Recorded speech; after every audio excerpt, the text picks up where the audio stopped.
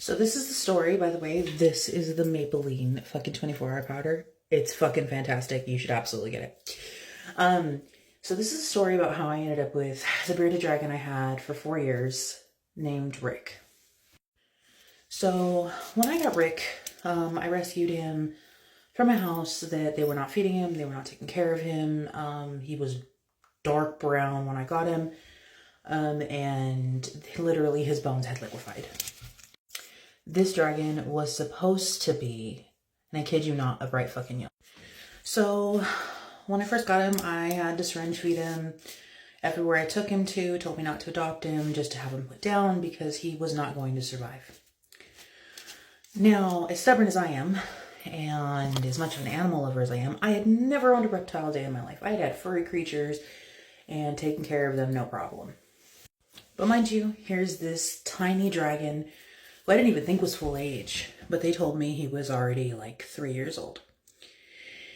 And they told me that they had gotten 3 males, which later on, as I did the research, you are not supposed to put males in the same tank because they fight until they kill each other. So his reward for beating and killing the other ones was he was going to get to starve to death and not be handled. Sweetest little creature ever.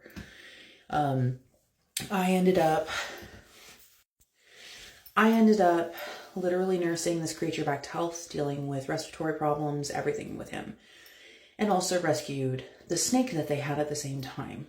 That snake is still alive and went from being, I don't know, maybe this big, maybe about this big, to she is now over 6 foot long.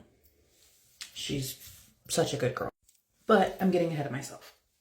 So everyone told me this poor little dragon was gonna die. And so I ended up, these people, and I kid you not, made me fucking pay them to take this poor thing out of their custody. Looking back, I should have just called animal control and been like, I'm willing to take the animal, but I'm not going to pay for it. And these people need to have charges pressed. But I'm probably going to have to do a part 2. Just a warning, guys. But $80 later, I get to take this poor dragon to a vet. And he's officially mine. And the vet automatically tells me he has an upper respiratory infection. He's probably not going to make it. What do? I still pay the $300 to get his meds. And I have to inject this large-ass needle into this small-ass creature's leg. The vet also informs me that his bones have liquefied. I'm going to be posting part 2 right after this.